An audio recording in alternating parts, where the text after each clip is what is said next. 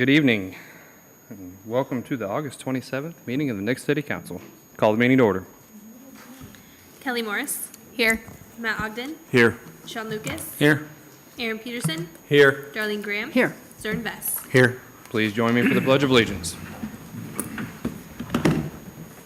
I pledge allegiance to the flag of the United States of America and to the republic for which it stands, one nation, under God, indivisible, with liberty and justice for all.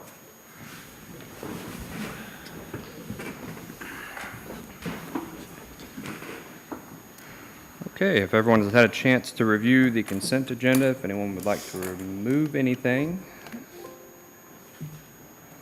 If not, I'll accept the motion.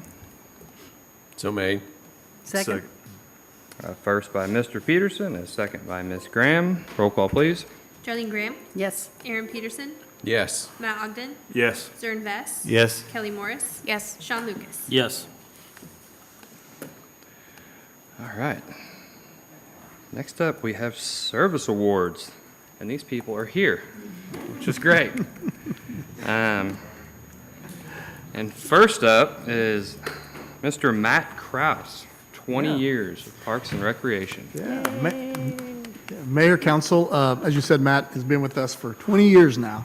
Matt actually started with the city in our aquatics department, of all things, when he was in high school as a part-time employee. So or at least in school, I was told. I don't know about high school. But so he's been with us ever since. He's kind of worked his way up through the department, and in 2014, he was made the director of Parks and Recreation. And, you know, I think when you look at Matt, I think he is one of those leaders that lead by example, and which I really appreciate. I can guarantee you'll probably come to the park some days, and you'll see him emptying trash. You'll see him actually, when school started up, he actually had to play lifeguard for a little bit this year because we were short on lifeguards. So he definitely leads by example and gets in there and does whatever it takes to get the job done. And the other thing I really appreciate about Matt is his foresight. And if you look at the Parks Department and the master planning that has been done, and the Old Family Century Park master planning, and he's done a phenomenal job building a Parks Department and planning for the future. And I can tell you, I don't know, honestly, I don't know how Matt and his crew do it with the workload they have and the amount of staff, but they are phenomenal, and he does a great job leading that staff. So truly appreciate Matt and the time that he's given the city. So we look forward to the next 20 years. Yay.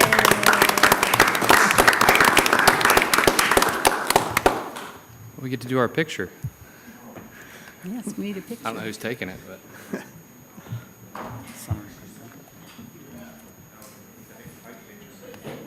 Can I see every baby yet? You know?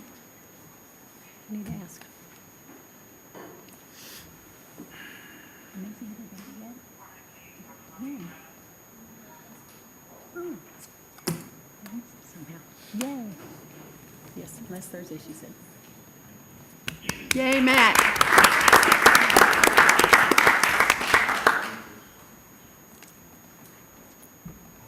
And Amanda. All right. And next is Amanda Hunsucker. We'll wait for her to come in from the front. There she is. There she is. Amanda has been with us now for 15 years with the city. Amanda actually started out with the city in the finance department. She actually started as an accounting clerk, which she held that position for a whopping 6 weeks. And then she was moved to accounts payable. She held that actually for several years, for about 8 years.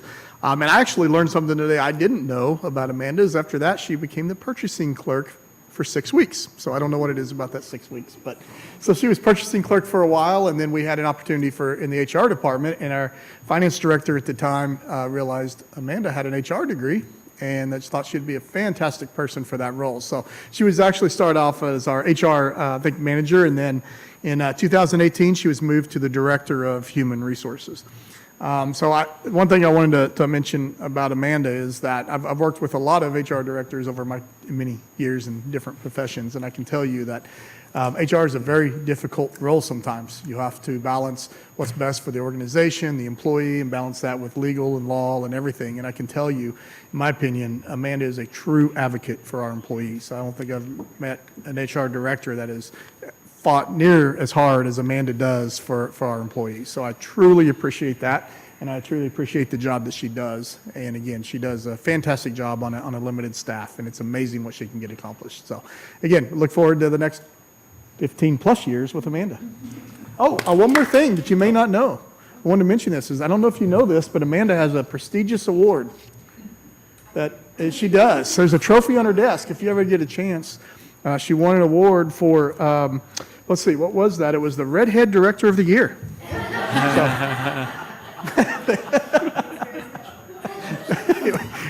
Thank you, Amanda. I appreciate it.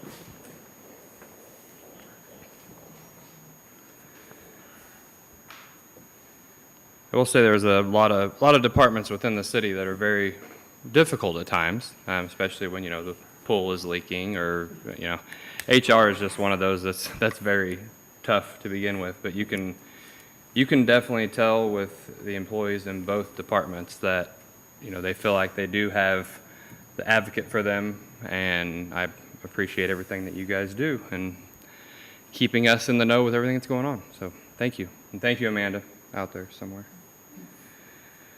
All right. That being done, I will open up the visitors section. I'm guessing we do not have any people signed up today. Fantastic. Go ahead and close the visitors section. And moving on to first reading Council Bill 2024-27. First reading Council Bill number 2024-27, an ordinance of the Council of the City of Nixa authorizing the city administrator to execute electric transmission contract amendments with Southwest Power Pool. Presenting is Assistant City Administrator and Public Works Director Doug Colvin. Good evening, Mayor and Council. We have historically, or since 2019, when we left our city utilities contract and went out on the open market for wholesale power, we entered a couple of agreements with Southwest Power Pool, and they operate the transmission system to transport energy to Nixa. The agreements are a NITSA, which is a Network Integrated Service Agreement. That is the agreement that actually sets all of the rules as far as tying transmission, cost, what we pay, where our supply is located, what our drop-off points are, all of those details as far as actually bringing the transmission to us and what those costs are. And it ties it all back to a FERC-approved tariff. The other agreement is the electric world's full of acronyms, so it's a NOAA, Network Operating Agreement. And basically that's the agreement that tells all the parties how we operate the system at different times. There again, all ties back to their FERC-approved tariff. So the players on the first two were, of course, the city, Southwest Power Pool, and SPA, which is Southwest Power Administration, the same company that is our hydropower, because they own some of the transmission lines that are part of SPP. So because they're a federal agency, they're actually listed separately in a contract. So I'll stop on the transmission now, and I'm going to go to capacity. Capacity is the generating capacity out on the system somewhere. We have contracts for capacity, which take, for instance, we have a contract with Dogwood Energy Center. They actually have the capacity for a certain amount of our total load, 30 megawatts of our load. GRDA, Grand River Dam Authority, they have another 15. We have, 10 with NextEra for wind power, that type of thing. A few months ago, we were informed that Dogwood had some of the power that we had under contract was actually sold to a third party. So at the end of the term, we were notified that at the end of the term, they would not renew that, which is in 2030. Because those items are listed in the Nixa and the NOAA, we have to amend those agreements so they show when those contract dates are, okay? The other thing that took place that we found out, or later, that came back later, was because MPUA, the Missouri Electric Commission, had purchased the old 69 assets that Nixa used to own, they never finalized an agreement between SPA and SPP with them. So that, therefore, we now have a third agreement or a second NOAA, which brings in MEC. And so in other words, now they've got an operating agreement between Southwest Power Pool, and MEC. So those are the three agreements that are in front of you.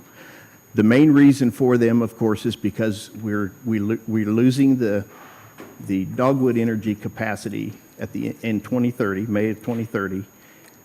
We were able to extend capacity with GRDA from 2026 to 2031. So that's all bundled in there, and it's showing those contracts.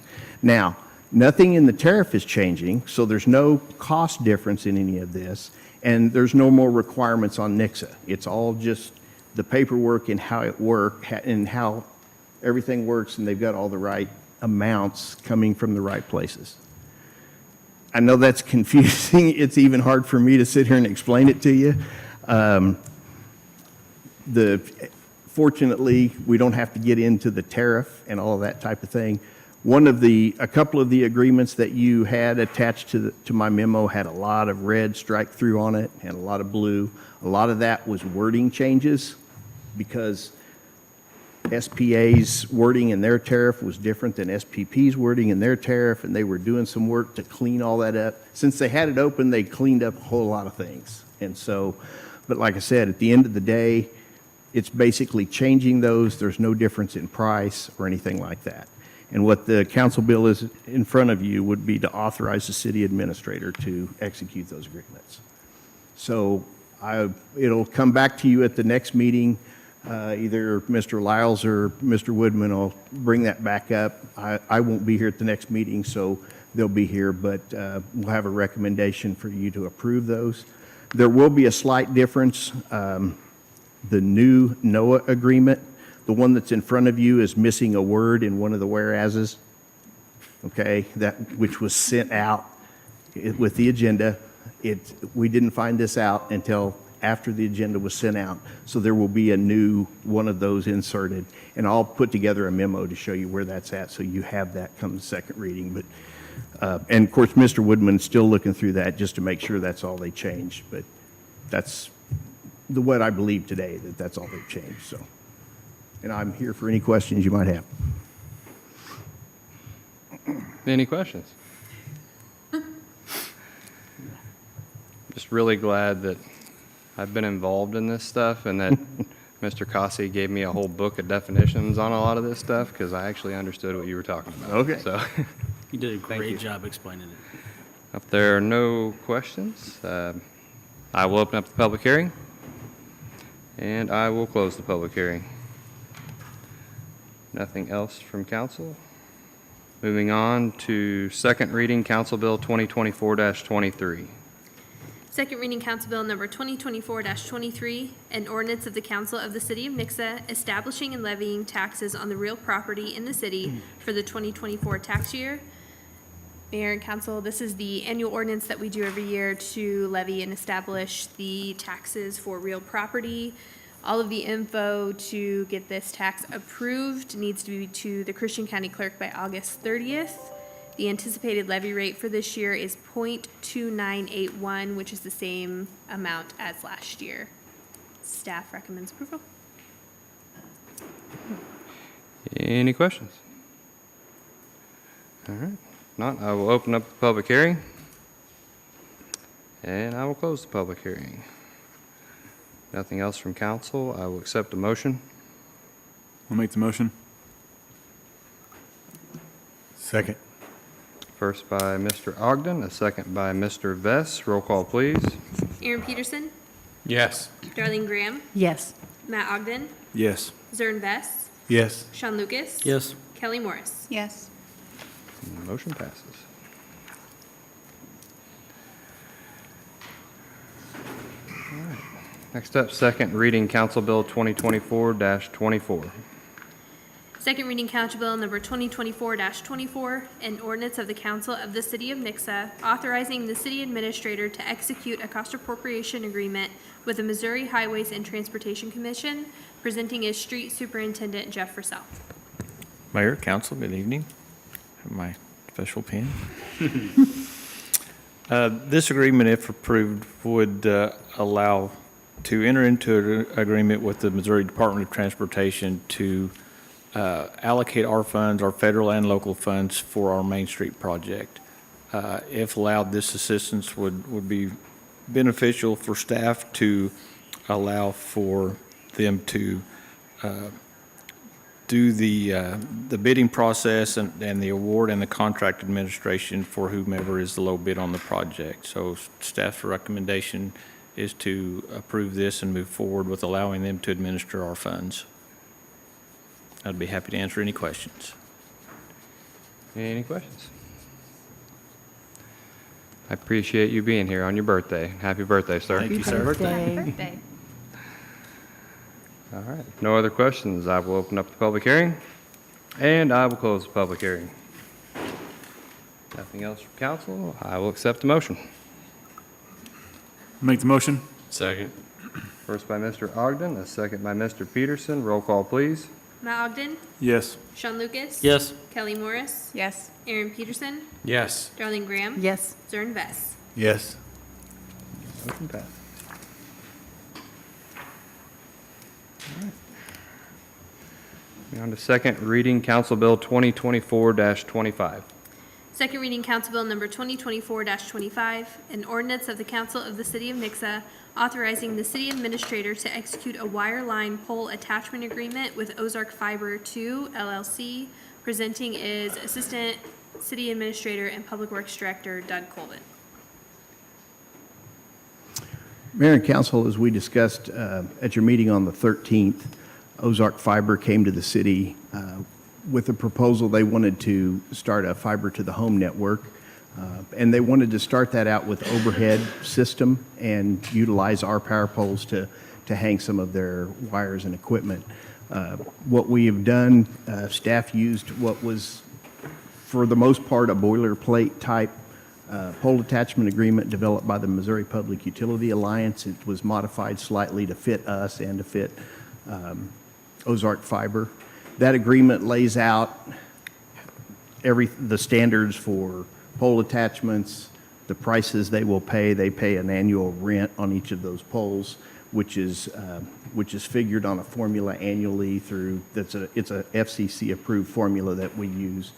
And then they'll, as far as how they go by their permitting, it lays out timelines that they have, once they have a permit or once they've been asked to correct a problem or to remove something, they have certain timelines they have to meet to do that. And so it lays out everything for this pole attachment agreement. Ozark Fiber reviewed it, turned around and put it right back to us, signed. They had seen two of them before, one in Monette and one in Lebanon, so they were very familiar that's the way it worked. We actually have a meeting with them tomorrow. If this is approved this evening, we'll have a meeting with them tomorrow for them, so we can just have a startup conversation for them, what they have planned. There's also a potential agreement out there for a property lease for them to have a head-in location, but that's not actually a part of this action tonight, but it's still out there and it's still pending. I don't have any update for that for you yet. So, staff's recommendation is that you pass this. If you have any questions, please ask. Any questions? Thank you, Mr. Colvin. No other questions. I will open up the public hearing. And I will close the public hearing. Nothing else, I will accept a motion. So made. Second. First by Mr. Lucas, second by Ms. Graham. Roll call, please. Sean Lucas, Yes. Matt Ogden, Yes. Zern Vest, Yes. Kelly Morris, Yes. Darlene Graham, Yes. Aaron Peterson. Yes.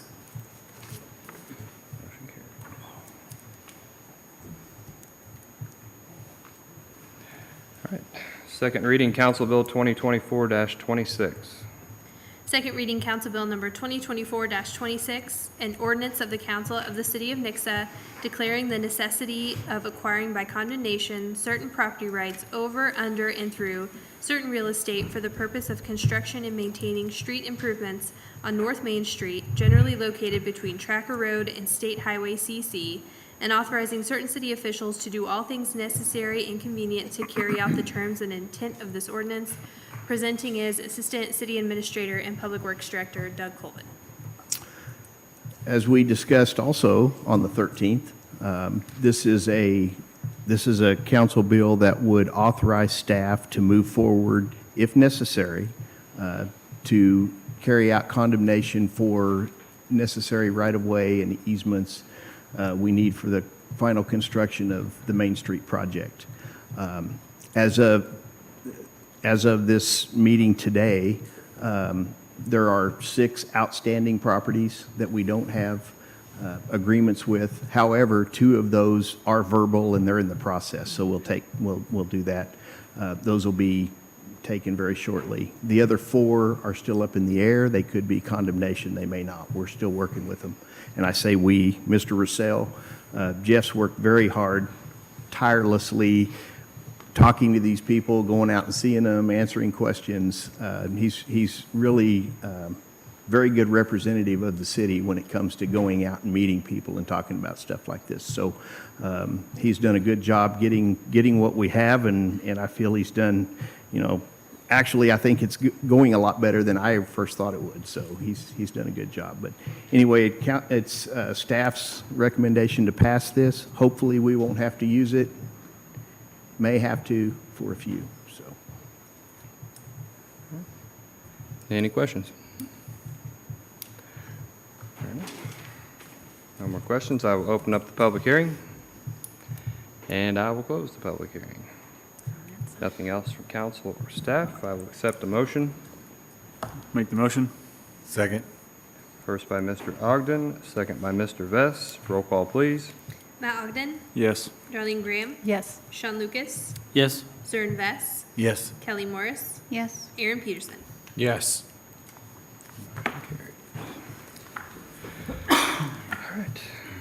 Moving right along to Resolution 2024-49. Resolution number 2024-49, a resolution of the Council of the City of Nixa authorizing the city administrator to execute a contract in the amount of $109,760 with Payment Works Incorporated for vendor verification and electronic payment services. Presenting is Finance Director Jennifer Evans. Good evening, Mayor and Council. This resolution before you would allow the city administrator to enter into a contract with Payment Works. Just to give you a little background, anytime we have a new vendor with the city, we have to vet them. We have to make sure that they are indeed a legitimate business with a tax ID number and a business registration. We also collect a W-9 from them, verifying their tax identification number, certificates of insurance. There's a lot that goes into it. We additionally collect banking information so we can make electronic payments to them. And one of the rising issues with electronic payments is fraud perpetrated by scammers who will contact, say, the city's, the finance department and say, I am vendor XYZ and my banking information has changed. And so if that is not verified, it can be, it's a risk factor for, anybody to pay the wrong person, pay the scammer. So what Payment Works does is they vet all the vendors, they match TIN numbers, tax identification numbers, they collect W-9s, they collect the certificates of insurance, and they also verify banking information. And so we would push our payment file to them, and they verify all that, and then they push out the payment. And they guarantee up to $2 million. So if it's a fraudulent ACH activity, they're on the hook for it, not us. So we feel like this is a valuable service to the city to mitigate that fraud risk. in our accounts payable department. So we recommend approval of this. This $109,000 is over 3 years. It's about $30,000, $33,000 a year, split over all of the departments of the city. So I'd be happy to answer any questions you might have. Is this something that we've had currently? I'm sorry? Is this something we currently have in No. play? So this is Our something new? staff is doing this right now, which is why I'm trying to put something in place that takes the burden off of our staff to make sure that all of that's done. It's time consuming to vet the vendors on the front end.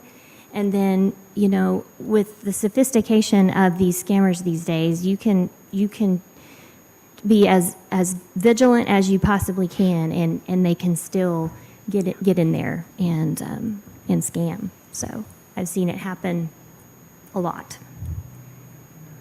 I'm sure due diligence was done, but did we talk to any other municipalities that are using the same software or company?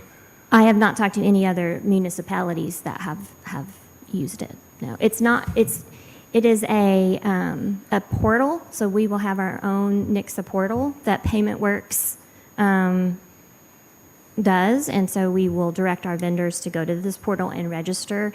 Another thing that they do is they keep an annual schedule. So if a vendor's certificate of insurance expires, they will send email notifications to them to say your paperwork is expired, you need to update it. It also integrates with our ERP system. So when vendors are registered and they've been vetted, it will then dump that information into our ERP system, so there's no double work. It's all, we will go in, see that it's a green light, and then it will set them up in our system for vendors. Do we get some kind of notification when a vendor's approved that we would be able to use them as well? Or- Yes. Once they are approved and vetted, then we will be notified by PaymentWorks, and we can log in every day and see what stage they're in. And the vendor can see what stage they're in as well. They can log into this portal and see, okay, my invoice has been submitted. It's I should be received payment on this and such a day. It's very interactive for the vendor on the vendor side as well. So it looks like this is broken out into a payment each year for 3 years? Yes. I'm sorry, I can't. That's all right. Is this something that we have to do a budget amendment for as well, or is this something that we budget? No, ahead of we'll time? budget for it every year. Okay. Oh, for this year, for this first year? Yeah. We're going to use our ERP project money for it because it does tie in to the ERP Okay. system. So we have the money for it this year. And then in the next 2 years, we will budget for it.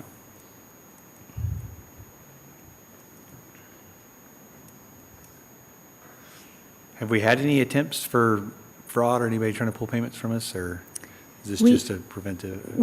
When I first came here, we did. We had someone reach out posing as one of our developers and asked to wire a large amount of money to him with an email. And it was the person's email. And we have internal controls where we don't change information without actually physically talking to someone. So we did catch it because I called the gentleman and I said, did you want us to wire you money? And he said, I don't know what you're talking about. I will tell you that this particular kind of fraud did happen to a neighboring city, and they almost lost $1 million because a scammer reached out and changed the banking information for a vendor, and they paid the bill. And then they realized it was not the right thing, and they were able to pull that money back, but that was just a really lucky situation.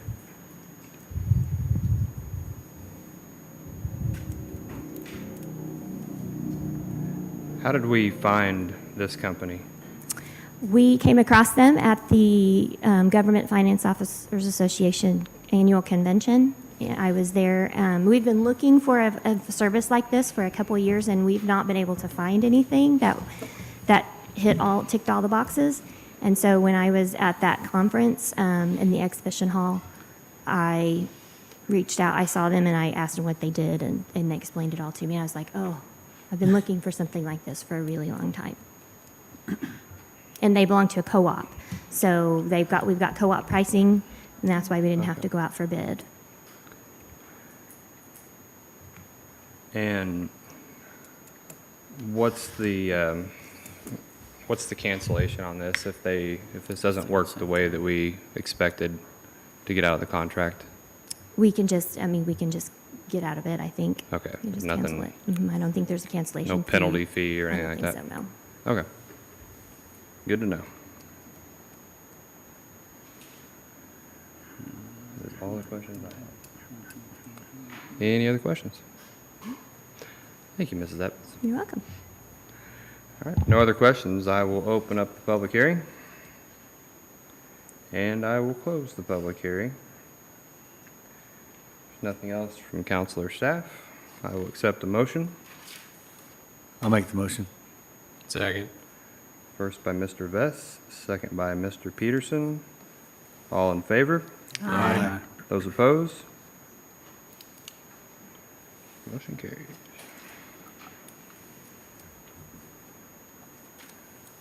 All right. Moving on to Resolution 2024-50. Resolution number 2024-50, a resolution of the Council of the City of Nixa authorizing the city administrator to transfer certain city rights-of-ways to the Missouri Department of Transportation to facilitate improvements at the intersection of Main Street and Highway CC. Presenting is Street Superintendent Jeff Russell. Mayor, Council.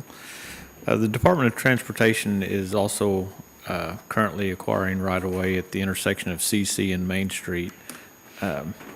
While developing this new intersection or roundabout, they have found that part of the right-of-ways that they need is actually in the belonging of the city of Nixa.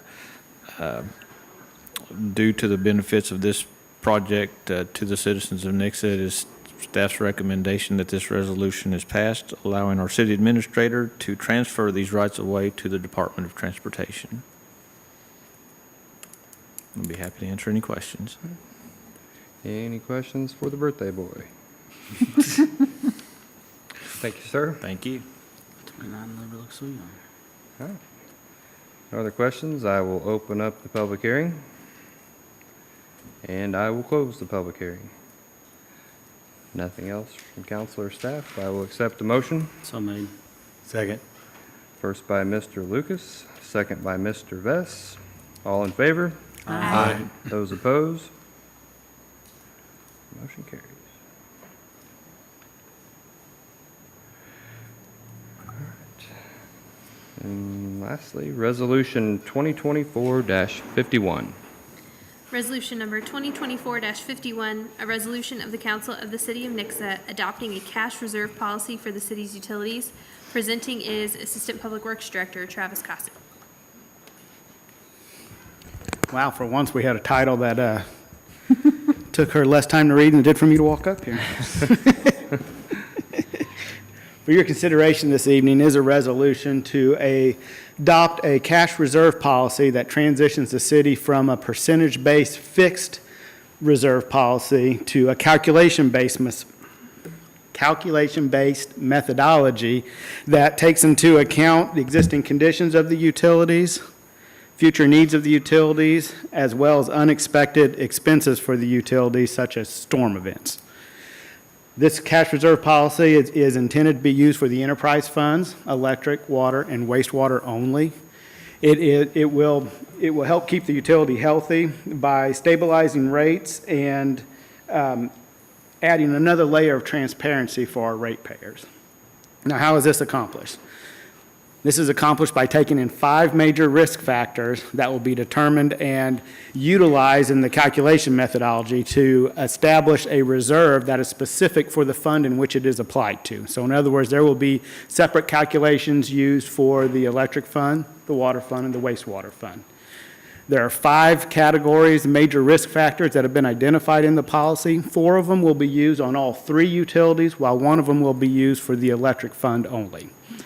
Those include the operation and maintenance, which takes into account the lag time that is established by our 45-day billing cycle, that period between when bills are sent to when the monies are actually received by the city. That's category number one. We have historical investment in assets, which takes into our account the existing value of the utility less the depreciation of the utility as established by our accounting records that we have for the city.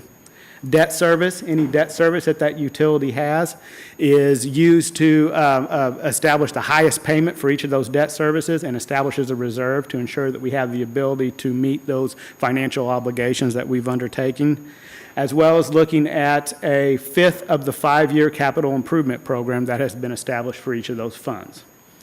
In addition to those 4 that are applied to all 3 utilities, we also have the electric purchase cost for the electric fund only. This takes into account our highest month of energy purchases that the city has, which for us is typically in the month of August. And then it multiplies it by 1.5% to convert that 30-day billing cycle for the energy purchase into our 45-day billing cycle that the city establishes to tie it back to that lag time on the 45-day period. Those are the 5 categories in the methodology. In an attempt to try to boil this down and provide you an example of how this would work in the real world, I used the last fully completed budget that the city had, which was 2023, and ran this full calculation for all 3 utilities. That information was included in your packet. I tried to break it down individually by each of the 5 categories, of course 4 for the water and wastewater fund and all 5 for the electric, to see how that would have been applied to the 2023 budget. So with that, I would be happy to answer any questions. I can get more into the weeds on each of the calculation methods and how they're calculated, but I was hoping maybe those examples I presented kind of spoke for themselves, but I would be happy to go any direction you want me to go. So does this open up more funds for the departments to use and utilize, or does it put more in reserve? Great. What it does is it puts more in a restricted reserve. Now, and that's a great question, Mr. Lucas, and I should have mentioned that as part of my presentation. This establishes a minimum reserve for the utilities, not a maximum reserve. And it provides a minimum reserve that will be established and provided only for use by the fund in which it is generated. So in other words, this is a true restricted reserve policy. So it establishes that minimum amount of reserves that we have that will be restricted and can only be utilized by that fund in which it was established. So it does not provide a maximum. So I mean, a lot of times we'll have a lot more reserves than this actually establishes, but there'll be 2 segments. There'll be one that's restricted for the fund, and then there'll be overall reserves for the fund itself.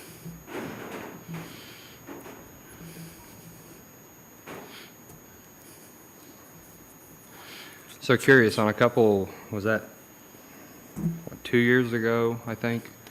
Whenever we took the huge hit on electric, and council voted not to pass the cost on to the customers. Yes. How would this have been helpful in that situation? This is one of the major benefits of having this kind of cash reserve policy. Winter Storm Uri, which is the one you're referring to, was one of those unexpected events that is used in the methodology to explain what the need of this is for.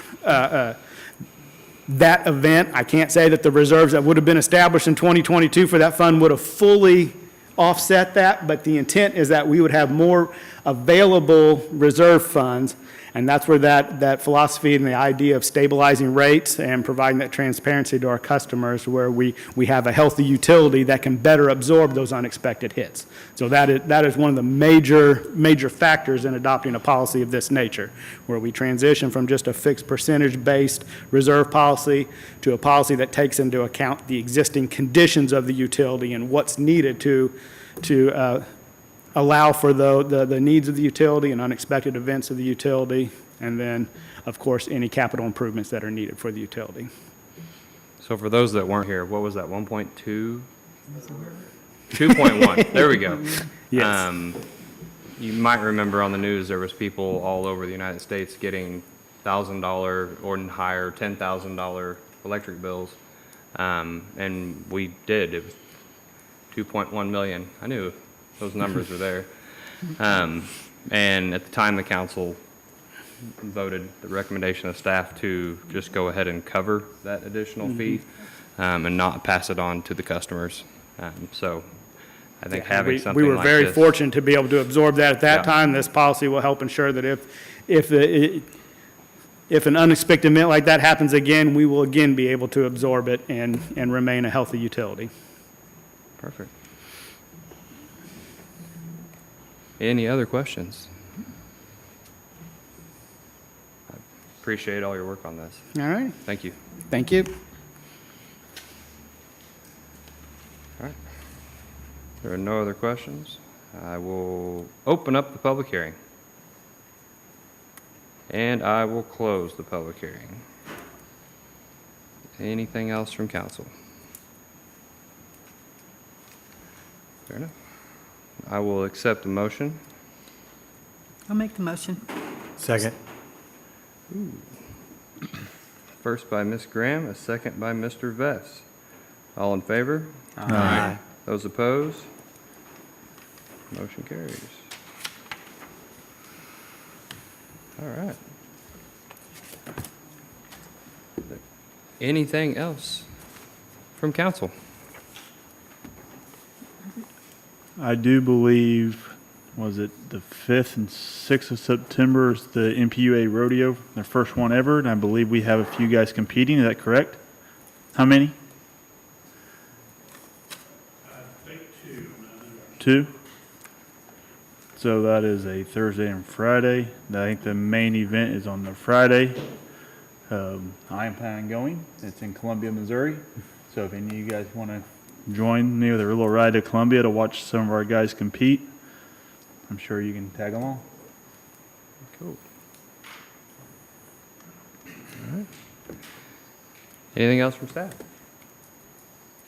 That was kind of brought up, just want to make sure we make the announcement again that the multicultural is happening on the 21st. I know the city or the administrative, Rick and them have been working with Matt to, I think we've seen him doing some chalk lines out there for a little pre-work. It's really, really growing. It's pretty exciting. I think I've heard 40 vendors, 9 or 10 trucks. I mean, it's going to be a major event, and anxious to see the park put that on because that, I think, leads to future events that could happen there to show its strength. It's going to be a good time. Well, that was one of the things I was going to mention, but he covered it, so thank you. A couple other quick things. Offices will be closed September 2nd for holiday. And then MML, just a reminder for those that are going, is the 16th through the 18th this year, so in Branson. And then one last thing, if you haven't heard, today's Jeff's birthday. I'll start on the 15th. Fantastic. And last thing, don't forget, this Friday, football season starts. Oh, Friday gee. night So, lights. the only better thing than that this week is Jeff's birthday. So, I have a birthday too. happy birthday, Jeff, and meeting adjourned. Thank you.